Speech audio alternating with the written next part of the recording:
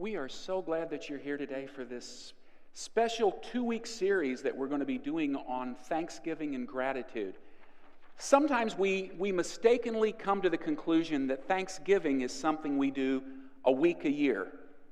If that's the idea you have, I want you to know that you're wrong. Thanksgiving doesn't only happen because we stop once a year to acknowledge it. Thanksgiving is about recognizing that God is incredibly good to us all the time. And the reality is sometimes we lose that perspective, don't we? I want to begin with a story that was told by Randy Alcorn. Some of you may recognize him. He wrote a book on heaven that's just incredibly encouraging. But he told a story that a friend of his, Doug Nichols, had shared with him. Doug was in the Philippines for a period of time, and he shared about a businessman who parked his beautiful car in an office complex garage. And in that country, in Manila, the capital, you frequently will get a street child, little street boy, who will watch your vehicle for you so that you don't have people do bad things to it while you're gone. So he said, I parked the car in the garage, and this little street boy came up to me almost immediately, and he said, "Could I watch your car for you, sir?" And the man said, "Sure." So the man left. He went into the office building. Hours later, he came back, and the little boy was right beside the car. And he reached into his pocket and pulled out some change and handed it to the little boy. And he was ready to walk away when the little guy said, "Mister, you sure have a nice car." And the man said, "Well, thanks, son. It is really a nice car." And he said, "Did you buy this car, or was this car given to you?" And the businessman said, "Actually, my brother is a super successful businessman, and he gave me that car." And the little boy started to say something, and the man cut him off before he could say it. And he said, I know what you're going to say. You wish you had a brother like that, don't you?" And the little boy said, "No, I wish I could be a brother like that." You see, the reality is sometimes our perspective gets all twisted. And we think that really what we're about is about what we can what we can accumulate. But that's not really the way it works. It's really about acknowledging the blessings that we have. Now, the scripture we're looking at today is one that most of you are not going to be familiar with. It's a story that tells about David longing for something he had experienced during his childhood, and how he got it and then realized it wasn't what he thought it was. The story is really interesting because actually it took place in the early days of David's life, but it's actually not related until near the end of his life, and we'll talk more about that in a second. But this story teaches us about paying attention to our blessings. So if you would, find your way to 2 Samuel chapter 23. We're going to be reading verses 13 to 17. This whole chapter tells the story of David and his mighty men. Now, I will give you this little bit of information. This actually takes place near the end of David's life, as he's kind of summarizing what has happened. And it tells the story of the 3 men. Now, that means nothing to you or me, but it does mean something if you understand the background. David had 30 famous warriors that was simply called the 30. They were the most talented, most gifted, most committed soldiers in his military. And then among the 30, there was a select group of 3. And they were simply called, you ready for this? The 3. They were the most talented, most gifted, most protective members of his staff. So if you have found your way to 2 Samuel chapter 23, let's begin reading in verse 13. And here is what it says. During the harvest time, 3 of the 30 chief men came down to David in the cave of Adullam, while a band of Philistines was encamped in the valley of Rephaim. At that time, David was in the stronghold, and the Philistine garrison was at Bethlehem. David longed for water and said, "Oh, that someone would get me a drink of water from the well near the gate of Bethlehem." So the three mighty men broke through the Philistine lines, drew water from the well near the gate of Bethlehem, and carried it back to David. But he refused to drink it. Instead, he poured it out before the Lord. Far be it from me, O Lord, to do this, he said. Is it not the blood of men who went at the risk of their lives? And David would not drink it. Such were the exploits of the three mighty men. Would you pray with me, please? God, I pray that today as we look at ourselves and as we look at this story, God, I pray that although our experiences are totally different than David's, I pray that we would find that common thread that runs through every Bible story and connects to us. God, help us to understand and be able to put ourselves in the middle of this lesson about recognizing our blessings. Speak through me, God. Speak to each person right where they are and draw us all closer to you and help us to leave more grateful than when we arrived. In your name I pray. Amen. Here's where I want us to begin this morning. We all have a tendency to focus on what is bad. Now, by that I mean we can get distracted and ignore tons of good stuff and focus instead on the bad thing that's happening to us. Okay, I do that sometimes. Anybody else do that? I mean, it's just such an easy trap to fall into. And in this passage, David is beginning to wind down. In fact, chapter 23 begins with a statement that these are David's last words. The next section of the chapter tells stories of David and these mighty men, like I referred to a second ago. Now, shortly after David was anointed king in 2 Samuel 5:18, the Philistines were in the valley of Rephaim. And that's significant for the rest of the story. And David had been in the cave of Adullam. Now, that doesn't mean much to you, but you may remember that King Saul had been very jealous of David. And before David was anointed, and even after he was anointed, King Saul recognized that David was an incredible leader. And he said, I'm going to get rid of this guy because people are drawn to him. And so at one occasion, David and his men had hid in the cave of Adullam. And apparently now they are back there again. And this is happening really either very early after he has become king or just beforehand. And let me explain one other thing that had happened. During this time when he had been in the cave of Adullam, he had been holed up there, basically hiding for his life. And when Saul and his troops moved away, David had left. Now, he has already been anointed king, but he leaves that area and he goes to the Philistine region of Gath. And he did something that most people don't even know about, unless you know the story of David really, really well. When he got in Gath, David was already a recognized hero, and because he knew the Philistines would be likely to kill him, while he was in Gath, he pretended to be insane. He let spit run down his beard. He passed himself off as someone who had no sense whatsoever. David wasn't doing something wrong. That's not why he ended up in Gath. In fact, the reality is, well, let me just give you a statement that's so very true. Just because we do what God wants doesn't always mean life will be easy. Have you noticed that? Sometimes you can do the right thing and it doesn't seem to work out the right way. Anybody experienced that before? You are really committed to what's right and it just seems to all go wrong. Now, in our story, David and several of his trusted men are trapped again in this cave of Adullam. Their escape this time is not blocked by Saul, but it's blocked by the Philistine army. Verse 13 says it happened during the harvest. Now, we think, okay, harvest, no problem. But you have to go back a little to understand what happened in the harvest in those days. Not only did they harvest the crop, but then they would thresh it. And what that involved is they would go up to the top of a mountain or a hill, and they would beat the grain, the wheat, with a stick, and then they would have the blanket that it had been on. They would each grab a corner, and they would throw the grain into the air, and the chaff, the husk of the grain, would blow away, and the meal of the grain was heavier, so it would come back down to the blanket.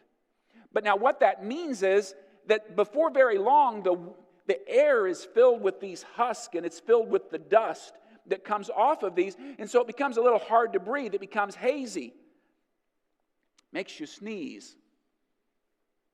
So David and his men are holed up in this cave, and the air from outside is probably drifting their way, and they're probably sneezing, and they're thirsty, and they're hot, and they're uncomfortable.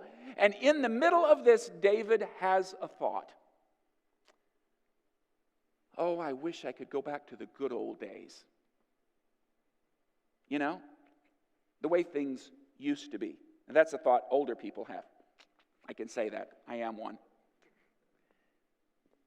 And so he's thinking back to his childhood. And as he's thirsty and he's hot and he's miserable, he begins to think, you know what I really wish I had? I really wish I had some of that water from the well outside Bethlehem where I grew up. And so he begins thinking about it. And you know how it is when you start thinking about something? The more you think about it, it's sort of like, your favorite food. You kind of get it on your mind and you just almost can't let go. And David's thinking about this water, and he thinks, oh my goodness, this would be so wonderful if I could just have a drink of this water. Now, David is surrounded by men who are protecting him, but he's not thinking about them. He's thinking about the water. But he wasn't really asking for the water. He was just kind of, anybody here ever think out loud? You know what I'm talking about? You're thinking something and you just kind of start, maybe you don't do that. I do sometimes. Never when I'm around other people, okay? Just when I'm by myself, just kind of like you do. But David is having this conversation and out loud, and he can't get away from everybody because they're all stuck in the cave. And he says, oh, I wish I had some of that water from the well. But in doing so, he was really demonstrating something, a mistake that we all tend to make. And here's the mistake. All of us have been guilty of focusing upon what we don't have instead of focusing upon our blessings. Isn't that true? We get so enamored by what we want that we fail to consider what we already have. Now, the problem was the well at Bethlehem was about 12 miles away. And that wasn't the biggest problem. The problem was that the Philistines are between David and the well. It's a 12-mile trip to Bethlehem, but the Philistines are gathered just outside this cave of Adullam, and there's another contingency of them in the city of Bethlehem too. So it's 12 miles over rough territory, and it's enemy territory at this point. So it looked hopeless. But that brings me to a second principle I want to share with you this morning. We tend to forget what we have.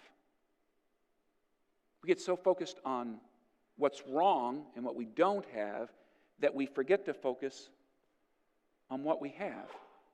Now, since Bethlehem's David's hometown, water that's there, as a young man, he's enjoyed it many times, and he thinks about it. It's only natural for him to think of, wow, a drink from that spring would just be incredibly refreshing. And it was then that 3 of these unnamed soldiers, at least unnamed here, decide to grant him his wish. And these 3 friends decide that what they will do is they will go from the cave, they will sneak out at night, they will travel the 12 or 12 and a half miles through enemy territory to Bethlehem. They will get a drink, they will get the water from that well, and then they will bring it back to David. Now these 3 men, as I mentioned earlier, were extraordinary warriors. The whole chapter, the whole 23rd chapter, shares the exploits and the things that these 30 did. But among the 30, there was the most elite, the 3. And these guys were absolutely awesome. And they are willing to break through the enemy line to go into the enemy-held town of Bethlehem to get this water that David says, oh, I wish I had some of that. And then bring it back to David. These 30, you might say, were part of what we would call today SEAL Team 6. The Green Berets, Delta Force. These are the elite, the extraordinary warriors. These are well-trained soldiers. They're disciplined and they're committed to their commander. And they're willing to do anything necessary to fulfill any mission they're given. And they decide they will take this mission upon themselves. Not because David's giving a command, but because they love him. I was talking to my friend David Shaw. He's actually sitting with Kelly and he and his wife Trish this morning. And he was telling me that he's met a lot of these special forces over the years. And he made a really interesting comment. He said, special forces never act tough, or rarely ever act tough. And I said, Dave, why? And he said, because they are tough. They don't have to act tough. They just are. They're not the braggadocio. They're not the braggarts. They're not the guys who are going to come in and say, hey, you show me some respect. I'm special forces. No, they're going to hang back. They're going to be easygoing unless their skills are called for. And if they are, watch out. That's exactly what's going on here. But it all comes back to this David and his request and what he wants. Because David is so focused on the drink that he wants from the well that he is ignoring the fact that he is surrounded by these committed soldiers who will do anything for him. In fact, look at this next statement. It's easy to ignore our blessings and focus on what we want. Now, again, the main force of the Philistine army is camped near Jerusalem. Smaller force occupies Bethlehem. David's mighty men live up to their reputation of being faithful and fearless. They go out at night. They break through the enemy's line. They go the 25 miles there and back. They come back and they bring the water back to David. David wasn't expecting it. David's men willingly made this dangerous trip. It was an incredible demonstration of their bravery, but also their loyalty. And they did it because they loved David. If David had given the command to go do it, they would have done it because he was their commander. But the fact that David didn't give the command and they went and did it anyway demonstrated the blessing that David had. He had men who absolutely adored him, who would do anything for him.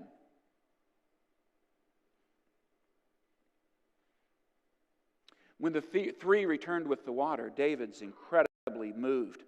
In fact, we're not told this, but it almost looks like he doesn't really know what to do. Have you ever had someone give you something so extravagant that you just really weren't even sure how to respond? If you have, you know how David felt. These men had risked their lives to get him a drink of water. Not because he was about to die of thirst, but because he just wanted that water. David's response teaches us a valuable lesson about perspective, and here's why. It's easy to focus on what we don't have and ignore the fact that what we have is worth much more than what we don't. In James Bryan Smith's great book, The Good and Beautiful God, he tells a story about George Butterick. Butterick was the pastor of Madison Avenue Presbyterian Church in New York City from 1927 to 1954. And he wrote a book on prayer, simply titled Prayer, that many consider to be one of the greatest books on prayer ever.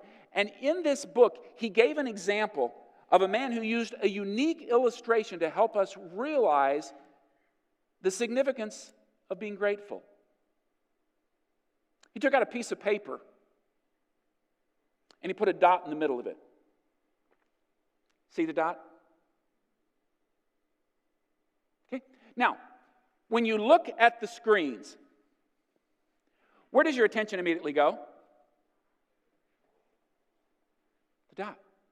How many of you naturally look at the white?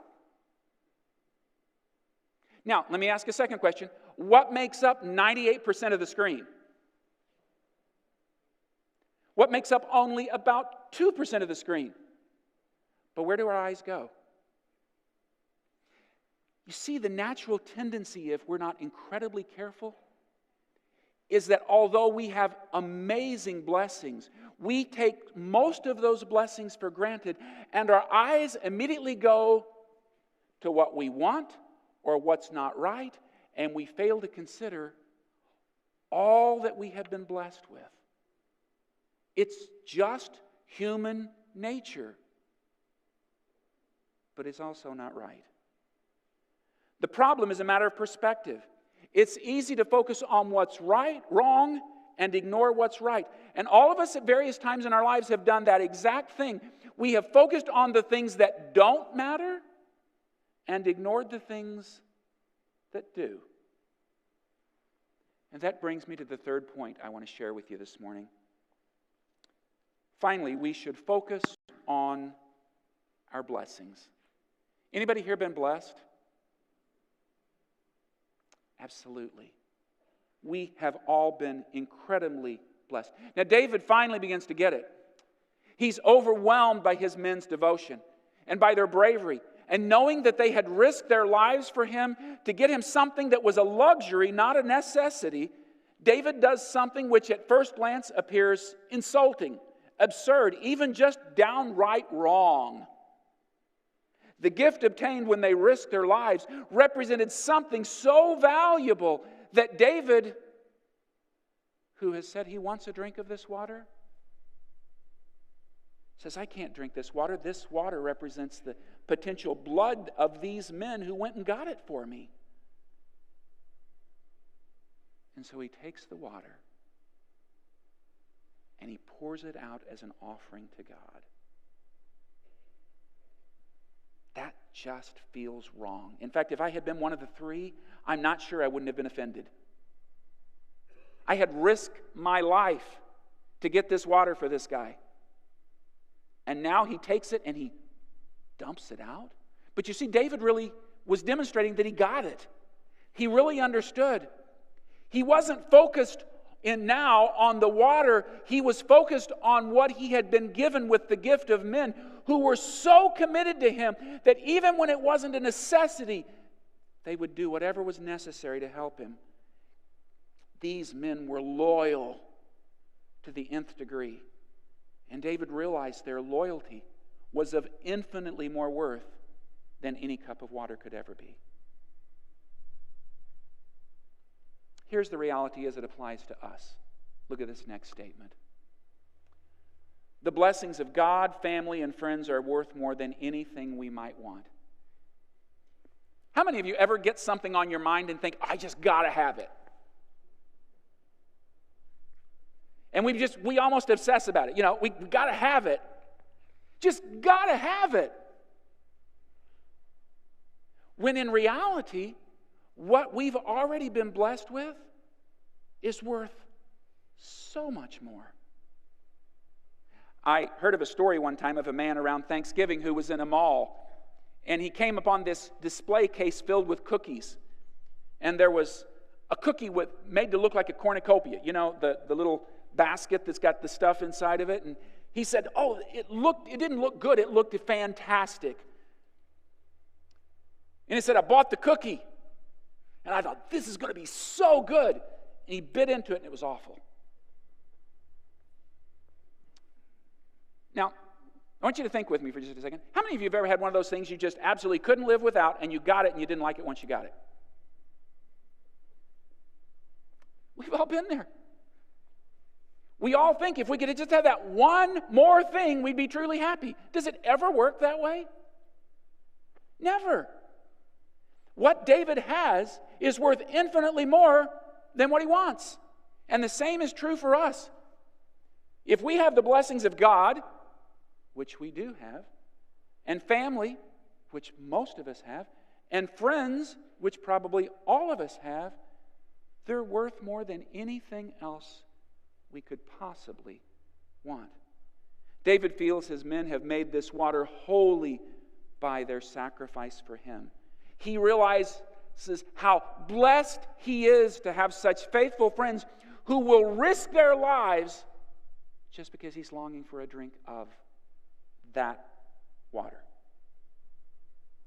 Pouring out the water he longed for was David's way of saying, God, what you've given me is worth so much more than what I thought I wanted. Now, we often focus on the next thing we want and we don't consider the current blessings. Ultimately, that's what made David pour the water out. He recognized that the blessing he already had was infinitely more valuable than the blessing he thought he wanted. Would he have enjoyed that cool drink of water? Absolutely. But he recognized it was a matter of perspective. It gave him a whole new way of looking at things, because sometimes we look at things wrong. Have you ever done that? You looked at things so wrong that you couldn't even see another way of looking at it? And then someone pointed out to you, well, you might consider looking at it this way, and it's like, duh, why did I never see that before? That's what David does. My goodness, God, how could I have been so blind to the loyalty of my men who love me so much that they're not obeying a command? They just want to give this to me because they love me. David pours it out to the Lord, that drink of water, because he recognized that God had blessed him far more with the friends than his friends had blessed him with the water. Final statement on the screen. Sometimes we need to realize that we've been looking at things all wrong and that we need to look at things from a very different point of view. Can you relate? It's just really the way it works.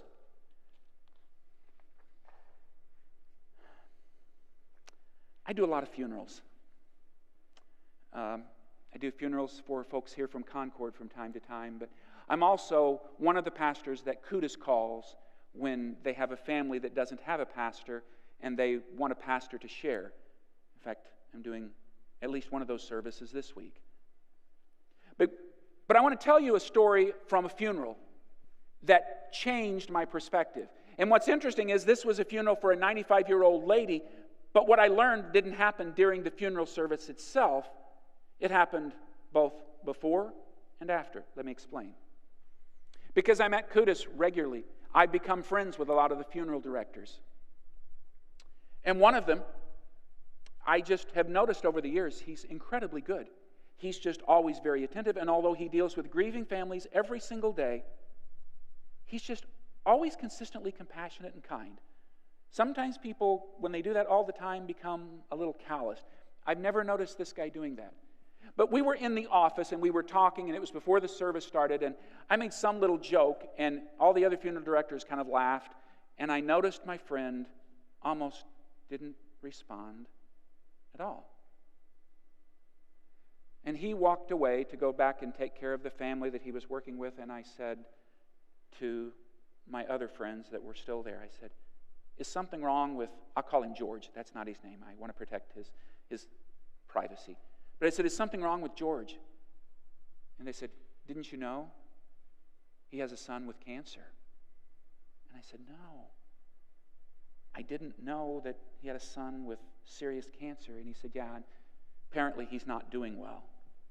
Suddenly, my perspective changed very instantly. I suddenly was looking at a guy, and my heart was going out to him because I was focused on just what was for me a fairly normal week. And this guy's focusing on the fact that he may have very little time left with his son. So, George was the funeral director for the service I was doing, and at the end of the service, he did all the stuff he normally did. You would never have known he was having problems. And afterwards, I rode to the cemetery with George, and I didn't say anything on the way to the cemetery, and I didn't say anything on the way back to the funeral home. But once we got there, and he was parked, I said, George, I heard about your son. How are you doing?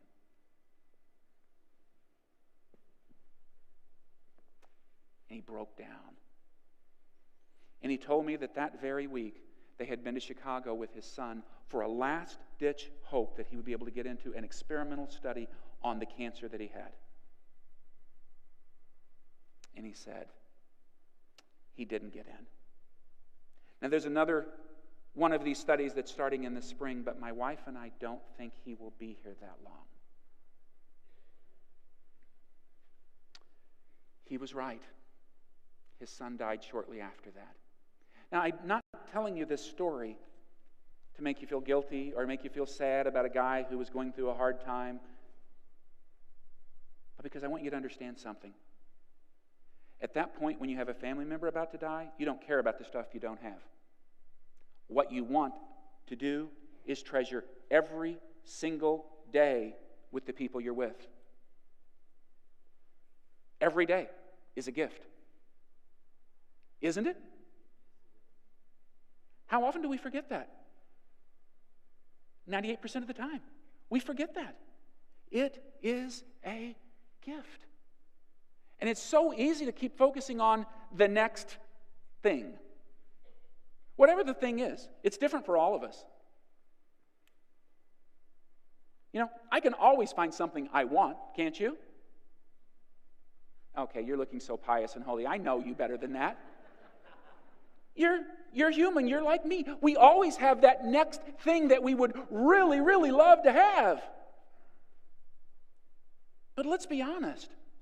Those next things that we would love to have pale in comparison to what we've already got. That's what David learned. That's the lesson he's teaching. Now, here's what I would like for you to do. Later today, I'd like for you to just sit down at your kitchen table or sit down somewhere, and I would like for you to make a list. I want you to make a list, and I want you to put on your list what you are grateful for. And on that first list, because I'm going to have you do 2 lists, on the first list, I want you to put down the things you naturally would think of when you think about being thankful. God, salvation, church. And then I want you to create a second list. And the second list is more like David's.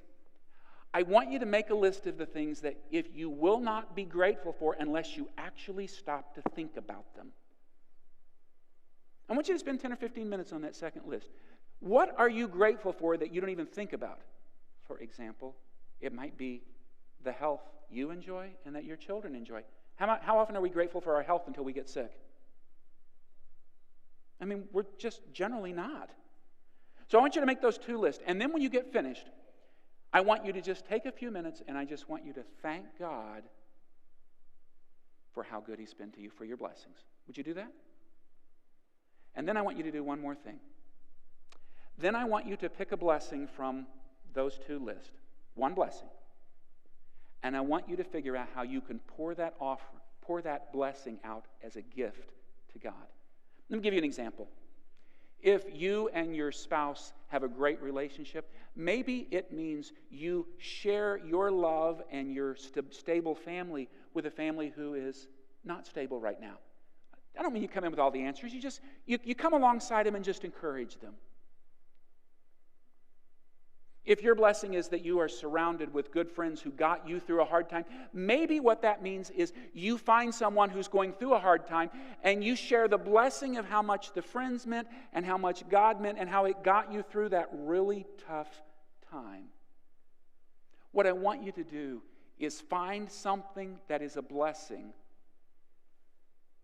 and I want you to use it to be a blessing to someone else. Would you do that? This afternoon, just take a few minutes. This is a private thing. I'm not going to come back and ask you.